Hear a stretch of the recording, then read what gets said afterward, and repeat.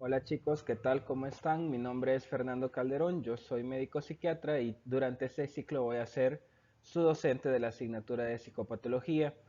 El día anterior tuvieron clase con la doctora Castro, que es la jefa del departamento, y a partir de hoy yo voy a tomar las riendas de esta clase.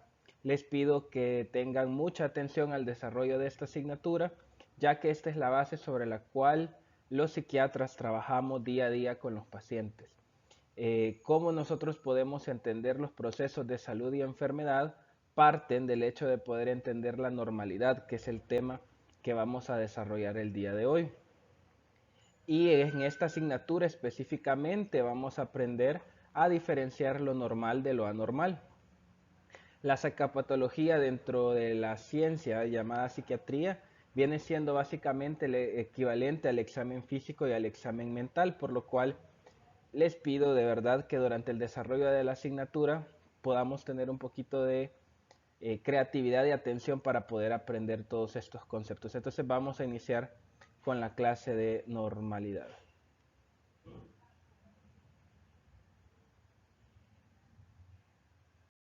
Estos son los contenidos que pretendemos desarrollar durante esta clase. En primer lugar, la normalidad en psiquiatría, la normalidad como referente de la psicopatología psiquiátrica, características de la normalidad y los métodos para medir la normalidad.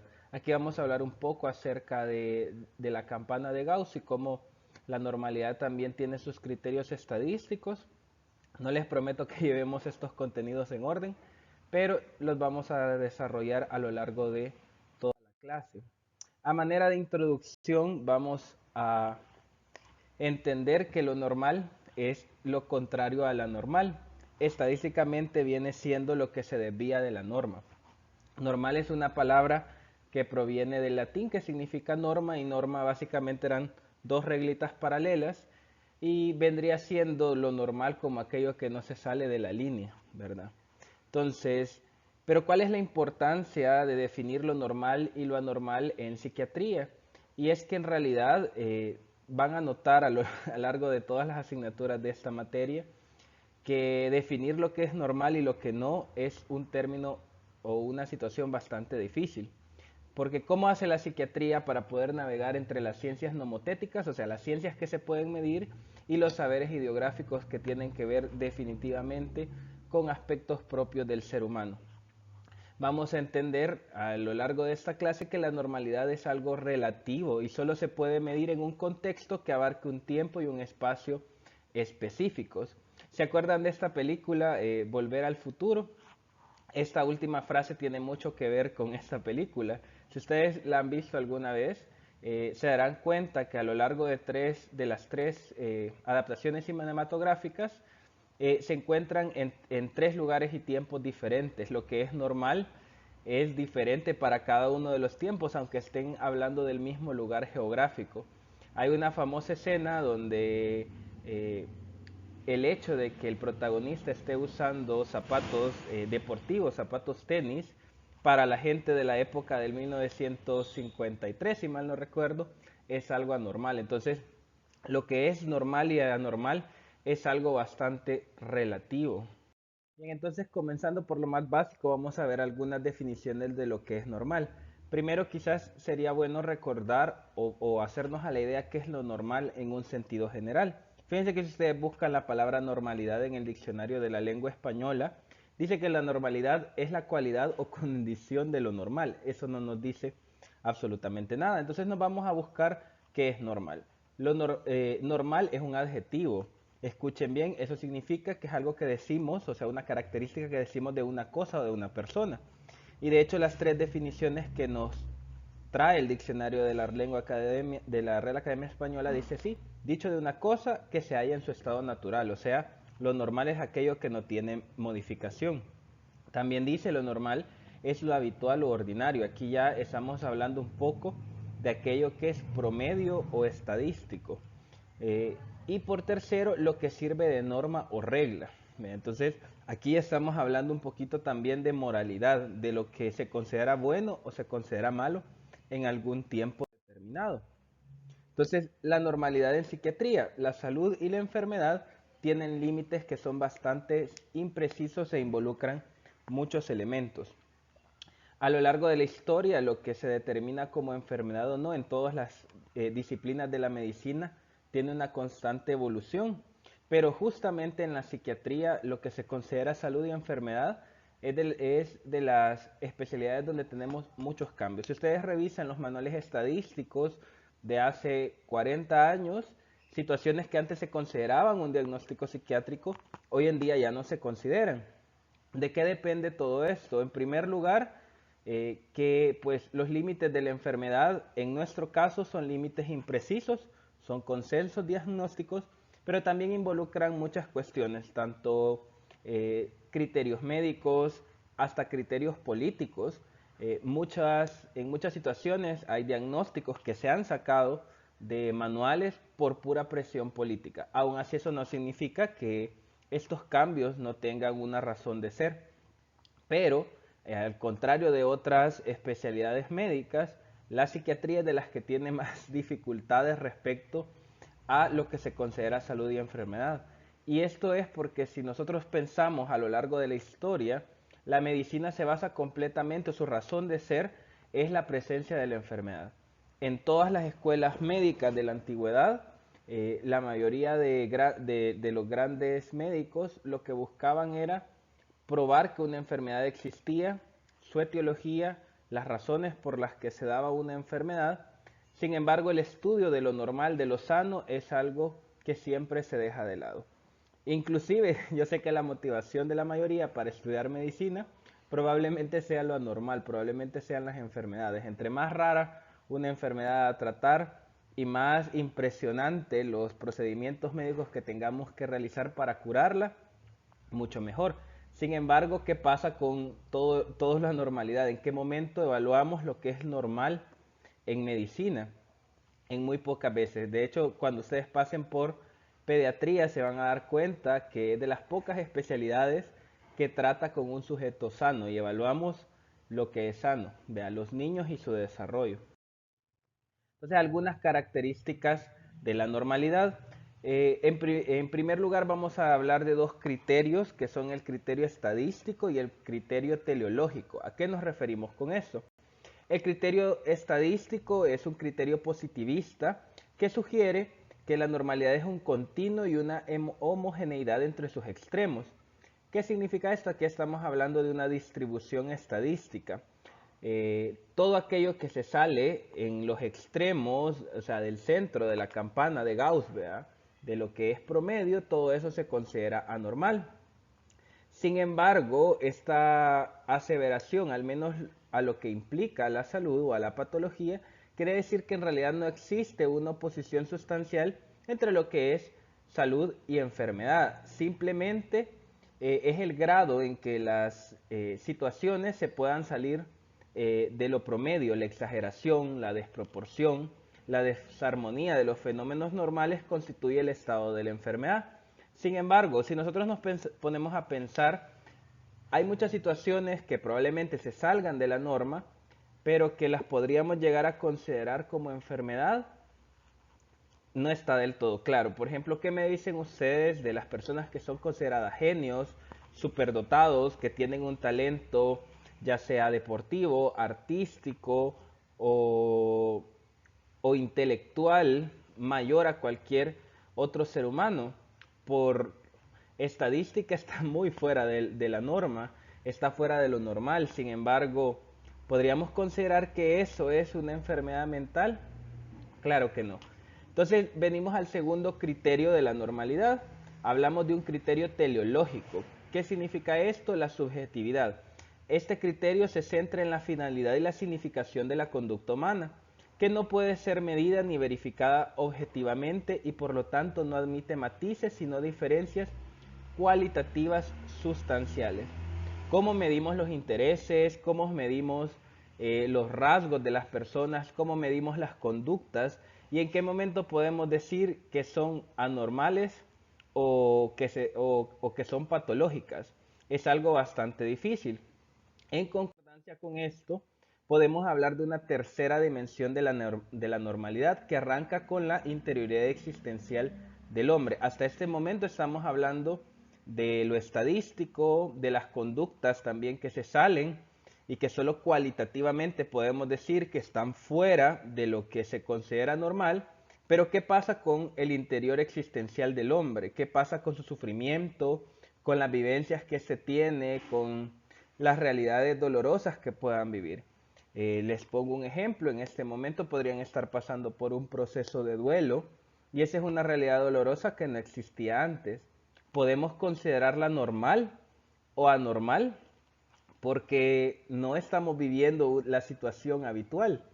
Entonces, por lo tanto, la enfermedad en este caso irrumpe como algo extraño, como algo positivo, como algo agregado a lo habitual. O sea, algo que antes no estaba y que ahora no está. Relacionado a esto nos podemos entonces pensar, si ustedes ven los tres criterios, tanto el criterio estadístico, el teleológico y la interioridad existencial, todos están centrados a buscar lo que está agregado, es positivista. O sea, qué es lo nuevo, qué es lo que ha cambiado o perturbado el bienestar del hombre. Pero ¿cómo sabe el hombre que tiene bienestar? De hecho, si nos vamos a la filosofía nos puede ayudar un poco acerca de este dilema dicotómico que hay entre la salud y enfermedad. Menciona Kant en uno de sus escritos, el bienestar no se siente porque es la mera conciencia de vivir. Entonces, estamos bien, somos capaces de entender que estamos en bienestar o nos damos cuenta que tuvimos bienestar hasta que lo perdemos. También menciona otro filósofo que es Leriche, la salud en la vida es la vida en el silencio de los órganos. La salud es la inocencia orgánica. Como toda inocencia tiene que ser perdida para que sea posible su conocimiento. ¿Qué nos dice este pensamiento de Leriche? Para que nosotros podamos conocer lo que es la salud, también tenemos que conocer lo que es la enfermedad. En qué momento nos estamos saliendo, en qué momento perdemos la integridad del cuerpo, la inocencia de él. Entonces, si se fijan, lo más difícil es hablar del criterio teleológico y del criterio eh, existencial, porque el criterio estadístico es bastante fácil, sacamos promedios, sacamos medias aritméticas, pero ¿qué pasa con aquello que no podemos medir? ¿Qué pasa con todo aquello que tiene que ver con el interior del ser humano? Pues aquí nos podemos auxiliar de dos criterios, digámoslo así, subcriterios dentro del criterio teleológico, que es el criterio adaptativo y el criterio creativo estético. Simón Brainsky lo habla en uno de sus libros y cuando hablamos de la normalidad o el ser humano que es normal, también hablamos de una capacidad de adaptación. El ser humano normal tiene la capacidad de equilibrar su mundo interno y externo y armonizar con los deseos y necesidades en un criterio social. ¿A qué nos referimos con esto? El ser humano normal es capaz de defenderse de las adversidades, de defenderse del invierno, de crear las condiciones para tener supervivencia, asimismo de poder interactuar con el resto de las personas y modificar o equilibrar su mundo externo al mismo tiempo que puede lidiar con su mundo interno en las situaciones de adversidad. Pero todo esto tiene que armonizar con los deseos del hombre y al mismo tiempo con las necesidades en un criterio social. Eso es todavía un poquito más complicado porque se refiere a que todas estas situaciones también tienen que ir en concordancia con la realidad social que el hombre vive. Luego tenemos un subcriterio creativo estético en el cual, bastante relacionado al criterio adaptativo, la búsqueda de soluciones nuevas frente a cualquier conflicto, ansiedades y las relaciones interpersonales. Dicho de otra manera, un ser humano normal tiene que tener la capacidad de crear soluciones a conflictos, a necesidades, a ansiedades, a relaciones interpersonales, no solo de adaptarse a ellas, sino de poder resolverlas. Entonces, aquí ya vamos profundizando todavía más. La normalidad entonces no solo es una cuestión positivista, donde nosotros decimos una persona es normal porque no tiene ningún sobreagregado que lo haga salir de la norma, no tiene una conducta diferente, no tiene un estilo de vida diferente, no tiene alguna enfermedad que lo saque de esto. Pero ¿qué pasa con aquellas personas que a pesar de no tener un criterio positivista de enfermedad mental, aún así no son capaces de adaptarse, no son capaces de buscar soluciones. ¿Será que estas personas están sanas? Dicho todo esto, creo que podemos entender que para definir lo que es la patología psiquiátrica, tenemos que entender qué es la normalidad o qué es normal para nosotros. Entonces la normalidad va a ser un referente de lo que viene siendo la enfermedad. Entonces, ¿qué sería normal si nos ponemos en esa situación? ¿Será que ser normal es la ausencia de enfermedad o la enfermedad es simplemente aquello que se sale del promedio?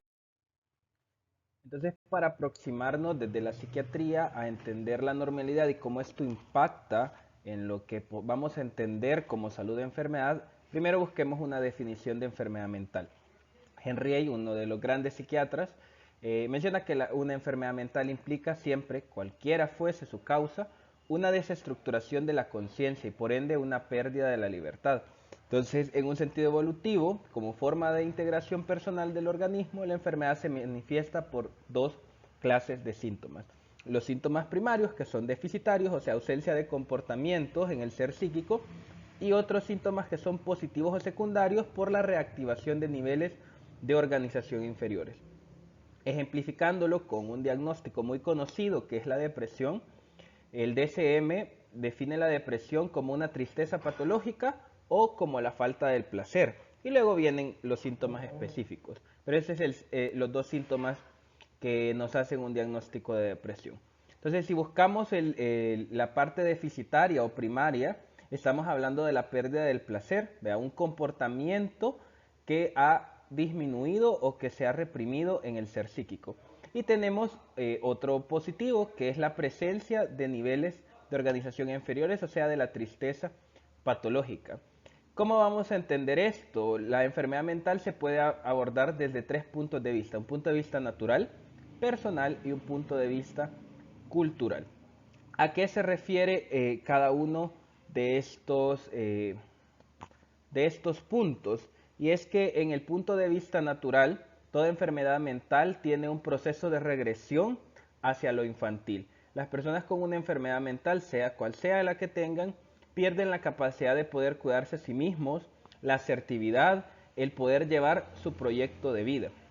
La segunda dimensión es una dimensión personal, donde podemos ver una afectación de la personalidad de la persona. Podemos ver cómo la historia del paciente se va deteriorando poco a poco, y luego tenemos un plano cultural, que es como la enfermedad mental o el enfermo mental empieza a desencajar en su medio. Ahora, por el contrario, busquemos una definición de salud mental. Yo les traigo dos. Yaoda, en un escrito, en un libro que se llama Conceptos actuales acerca de salud mental positiva, establece tres características básicas para la salud mental. En primer lugar, el sujeto mantiene una adaptación activa y no una adaptación pasiva a las condiciones sociales. El sujeto conserva una integración estable, una personalidad unitaria que se mantiene a pesar de la adaptación activa, y el sujeto tiene una concepción del mundo y de sí mismo correcta independientemente de las necesidades personales. En concordancia con esto, la OMS define la salud mental como un estado que permite el desarrollo óptimo físico, intelectual y afectivo del individuo en la medida que no altere el desarrollo de los demás. Y a esto se refiere también la definición de Yaoda. Independientemente de las necesidades personales, una persona que tiene salud mental tampoco va a impedir el desarrollo mental de otras personas, por lo cual sus respuestas de adaptación y la forma que se integra a la sociedad, la forma en que su personalidad es unitaria, tampoco va a ir en contraposición de la salud mental del resto de las personas. Entonces, hagamos una noción de la normalidad psíquica. Con todo lo que hemos dicho sobre la normalidad, ¿qué criterios podríamos tomar para hablar acerca de la normalidad? Entonces, podríamos ver 7 dimensiones acerca de la normalidad psíquica. Podríamos hablar de la normalidad como salud, de la normalidad como media o como promedio, de la normalidad como proceso, de la normalidad como algo subjetivo, de la normalidad como una cuestión psicométrica y también de la normalidad como un criterio forense. Primero analicemos la normalidad como salud. Este es un criterio bastante taxativo, donde suponemos que la salud o la normalidad es la ausencia de síntomas. Entonces diferenciamos claramente que la normalidad vendría siendo la contraposición de la enfermedad, o sea, tener salud. Sin embargo, bajo este lente nos damos cuenta que aunque parece ser bastante práctico que decir que alguien normal es aquel que no tiene ningún tipo de síntomas, dejamos todos afuera todos aquellos problemas que son inter o intrapersonales, como las neurosis del carácter o las psicopatías. Por ejemplo, donde dejamos los problemas matrimoniales dentro de esta definición, si no necesariamente tienen algún tipo de psicopatología o algún tipo de síntoma en psiquiatría, donde dejamos a las personas con trastorno de la personalidad, como por ejemplo el trastorno narcisista, que independientemente de los derechos y las necesidades de otras personas, es capaz de anteponer sus deseos e inclusive de realizar situaciones fuera del margen de la ley para poder cumplir lo que ellos creen que necesitan. Entonces, el problema de este criterio también es, de ver la normalidad como salud, es que margina una posible profilaxis o una promoción o prevención de la salud mental.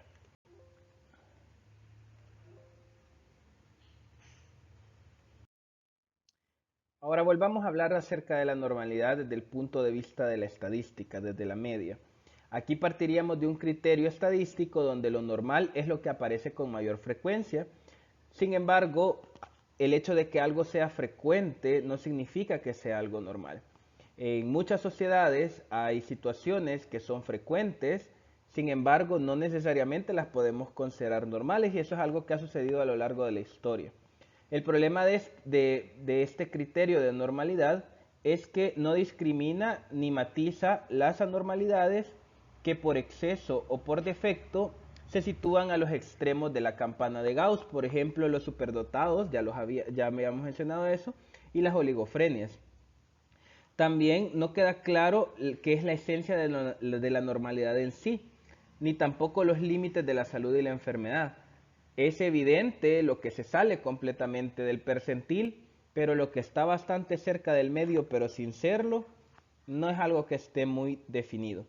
Ahora, esto también está relacionado con un criterio sociológico, que es que la idea de la salud se relaciona con la adaptación social y en este sentido con una reacción positiva que el individuo provoca en el grupo social. Ahora imagínense ustedes, aquí pudiéramos hablar de aquellos niños que sufren acoso escolar, donde cual, cualquiera que sea su conducta que pasa estadísticamente como anormal, provoca cierta incomodidad en el grupo social que genera pues el acoso escolar. Aún así, desde otra óptica nos podemos dar cuenta que lo que sea que se le reprocha a este niño bajo acoso escolar no necesariamente cae en una categoría diagnóstica o mucho menos cae dentro de lo que verdaderamente es anormal, pero para el grupo social sí es anormal. El peligro de este concepto de normalidad es bastante evidente y es que de aquí es donde parten la mayoría de corrientes antipsiquiátricas, donde critican mucho el hecho que nosotros utilicemos criterios estadísticos para definir lo que es normal y anormal. Y hay que aceptarlo, en algún momento la psiquiatría ha cometido sus errores. Luego tenemos la normalidad como utopía, donde parte del concepto psicológico dinámico, según el cual la normalidad supone un equilibrio armónico de los diferentes elementos del aparato psíquico, el ello, el yo y el superyo. Más adelante, dentro de esta materia, van a entender cada una de las estructuras psíquicas, donde el ello representa nuestros deseos, el yo representa la parte consciente que media entre los deseos y el superyo que representa la norma o el deber ser, que también forma parte del equilibrio que el yo tiene que estar haciendo todos los días. Entonces, de una forma más flexible, este criterio que es bien psicodinámico implica la capacidad de manejar adecuadamente los diferentes procesos psíquicos inconscientes. Ahora, el por qué le llamamos una normalidad utópica es porque aunque Esta definición podría ser de alguna manera lo que quisiéramos de cada uno de los pacientes. Las dificultades son evidentes. Por una parte, entraña el peligro de convertir la salud en una quimera utópica. ¿Qué significa? Nadie alcanzaría realmente la normalidad bajo este criterio, porque la mayoría de personas no tienen equilibrio de sus estructuras intrapsíquicas. También se puede llegar a querer objetivizar el mundo del inconsciente, al mismo tiempo se podría aceptar que este punto de vista es bastante ambicioso y podría ser hasta más fructífero que los anteriores, pero porque nos permite introducir análisis clínico y por lo tanto los límites de lo que es patológico, se escapa bastante de lo que es la normativa de media clásica o de la estadística. Luego vemos la normalidad como proceso. Aquí nos acercamos bastante a las corrientes de la psicología y dentro de estas a la terapia cognitivo-conductual, ya que este criterio es bastante cognitivista. Considera la conducta normal como resultado final de interacciones de mecanismos y fuerzas psicológicas y sociológicas que actúan sobre el sujeto durante su existencia, es decir, la historia de vida del paciente condiciona lo que es la conducta normal, y la conducta actual es el resultado de todas esas interacciones que ha tenido a lo largo de la vida y que sigue teniendo. Entonces supone por tanto una valoración continuada de la dinámica psíquica que permite acceder al estudio de la conducta desde una perspectiva mucho más amplia que la puramente transversal y actual, atendiendo especialmente a los cambios y procesos que se han producido en el devenir vital.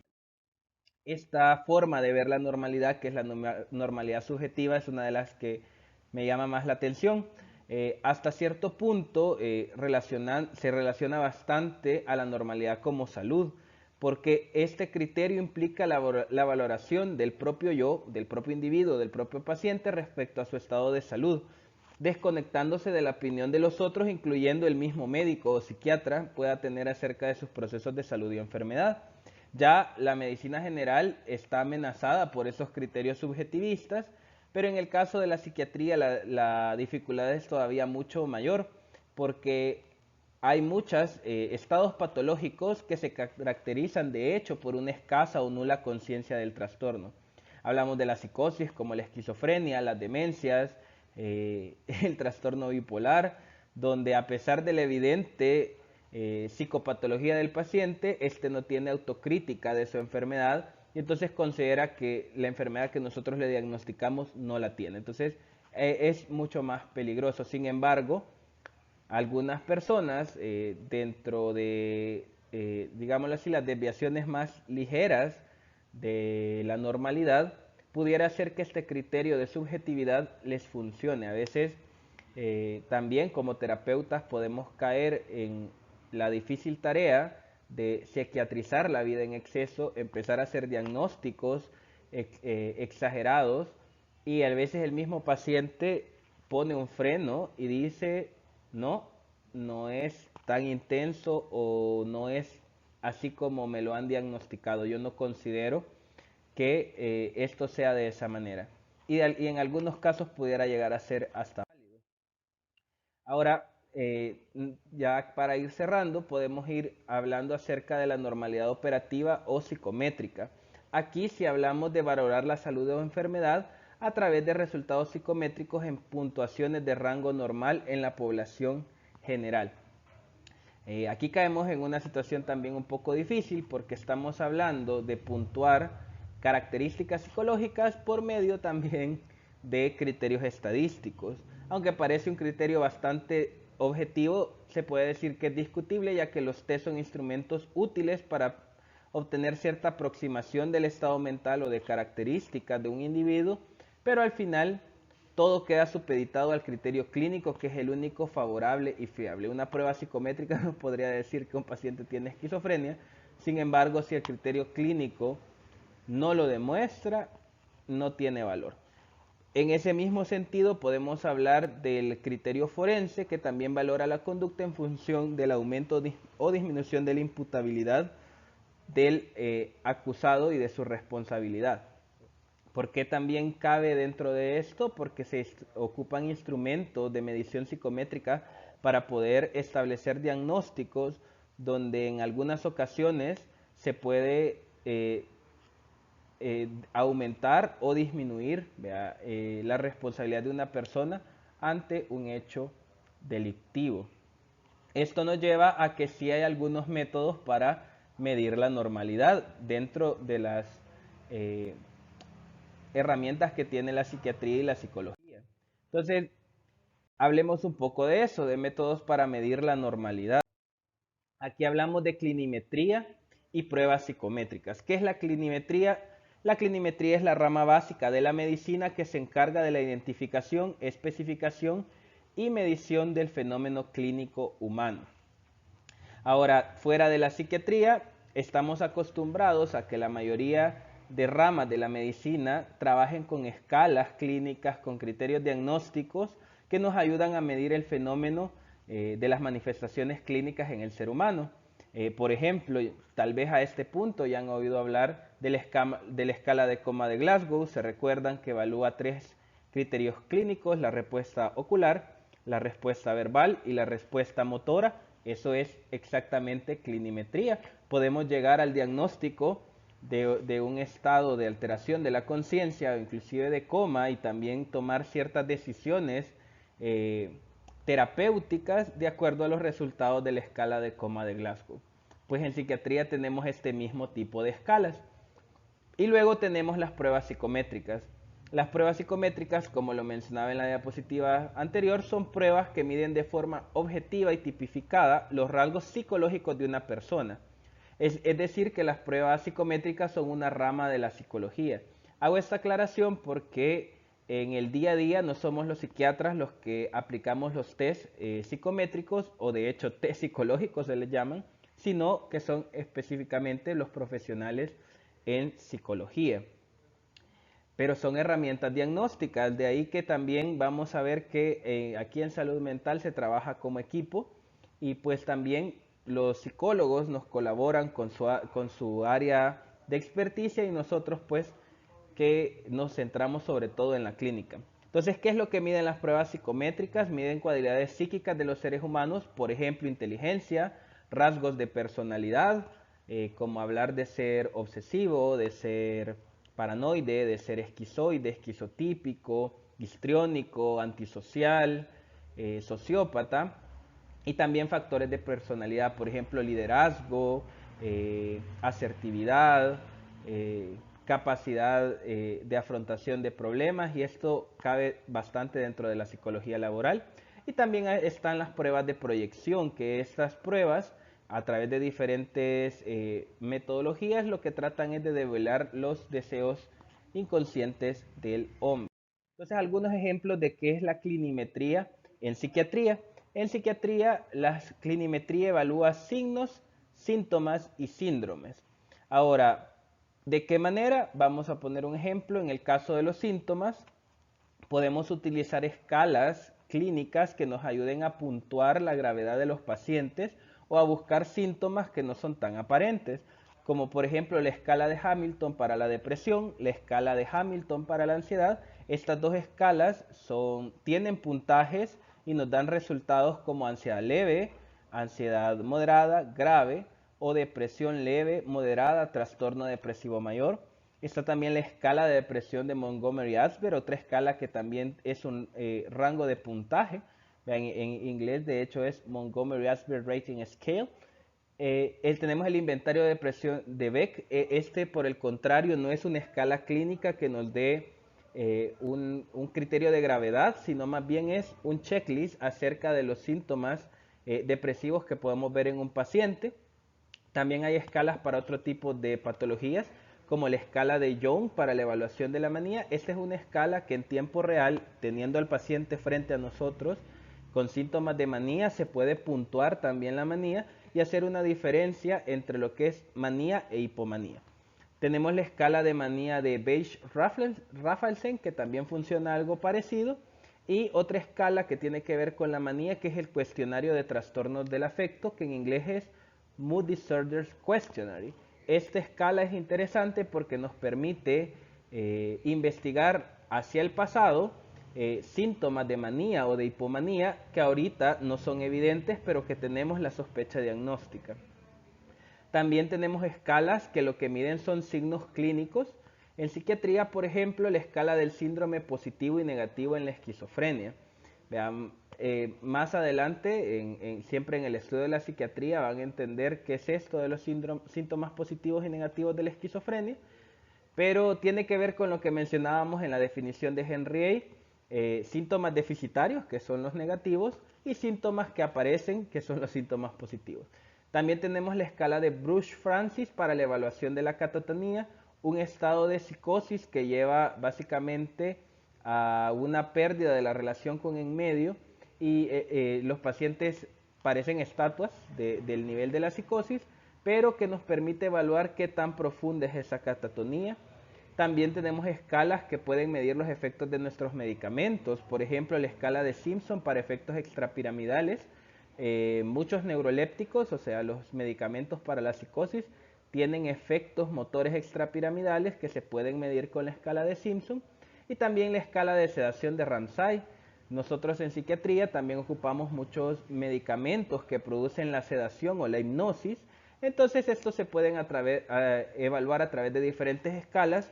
Una de las más utilizadas en nuestro medio, la escala de Ramsay, que se parece mucho de alguna manera a la escala Ford, que es de medicina interna, y así vagamente también a la escala de Coma-Glasgow.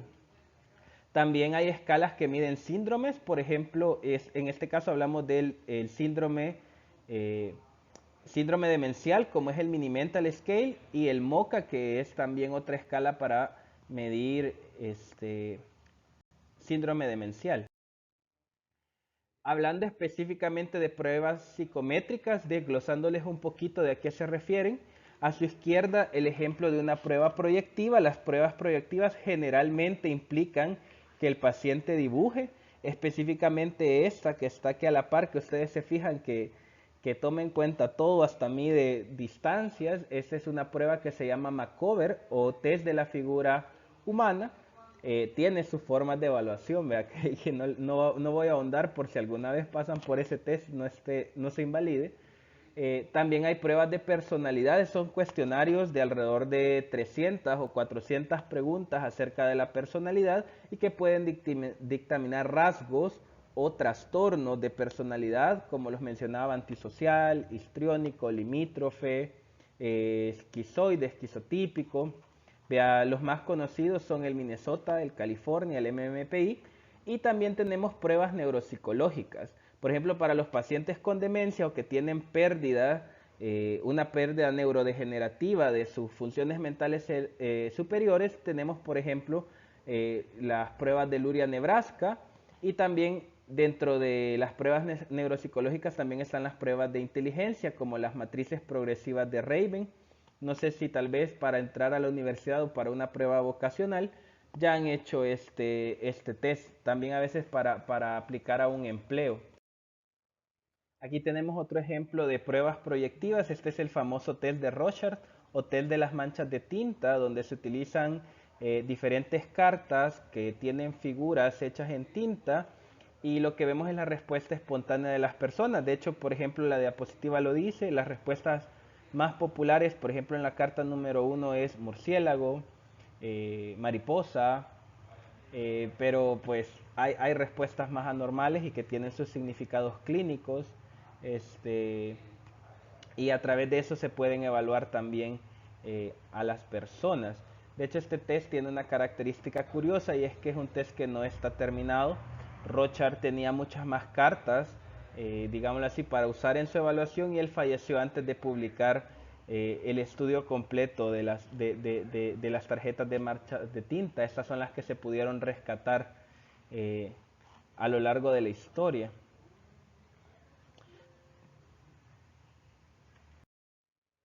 Bueno, ya en este punto podemos hacer unas reflexiones finales acerca de la normalidad. No sé qué les ha parecido esta clase, pero concordarán conmigo que definir lo que es normal es más difícil de lo que parece. ¿Ya? Es realmente difícil enfocar la normalidad desde un criterio operativo, que sea pragmático y que no sea excluyente para ningún individuo, porque todos los criterios citados son necesarios y no son excluyentes. ¿Qué significa eso? De todos los criterios de normalidad que vimos, incluso desde el inicio, hablando de lo más básico, los criterios estadísticos, teleológicos, la interioridad del hombre, pasando por la normalidad psíquica que vimos más recientemente, ninguno de estos términos está en contraposición del otro, más bien son términos complementarios que nos ayudan a entender la normalidad, puesto que ninguno solo puede explicar completamente desde un punto de vista operativo, o sea, de que nos sirva como médicos psiquiatras a poder explicar quién es o no es normal. Lo otro que creo yo que nos queda claro en esta clase es que lo anormal no es necesariamente patológico. Hay muchas situaciones que se salen de la norma, pero que no incluyen una patología mental. Lo más común de esto es hablar de las personas que tienen talentos o habilidades especiales o son superdotadas en una disciplina artística o científica, y no necesariamente eso implica que tengan una enfermedad mental. Eso sí, tampoco nos restringe que la pudieran llegar a tener. Ahora, ¿en qué deriva realmente la enfermedad mental? Lo patológico deriva en una restricción de la libertad del sujeto. Y esto es lo que mencionaba Henry A. en su definición de enfermedad mental. ¿A qué nos referimos con esto? Podemos decir como comentario final que el concepto de normalidad podría reducirse a todo aquello que contribuyese al desarrollo cabal del hombre, y contrario sensu, por anormalidad tendríamos que entender exclusivamente a todos los impedimentos, errores y falacias que dificultan el acceso a una existencia más libre, consciente y responsable. Entonces, la normalidad finalmente podríamos decir que es aquello que nos permite desarrollarnos completamente como seres humanos sin que nosotros impidamos que otras personas se desarrollen. En la siguiente clase, donde hablaremos acerca de resiliencia, se van a dar cuenta que también este es un pensamiento bastante simplista. Nos vamos a dar cuenta que personas que han pasado por impedimentos, por situaciones bastante anormales, no necesariamente como adultos están dentro de la normalidad, pero pues no les hago spoiler. La normalidad es un camino pavimentado, decía Vincent Van Gogh, y es un camino cómodo para caminar, pero no crecen flores en él. Entonces no siempre la normalidad es patológica, no siempre lo que se sale de la norma es lo incorrecto. Por el contrario, muchas veces para hacer lo correcto hay que salirse de la norma. Así que muchas gracias por su atención, chicos, y espero que les haya gustado esta clase y los veo en la siguiente clase, que es acerca de resiliencia.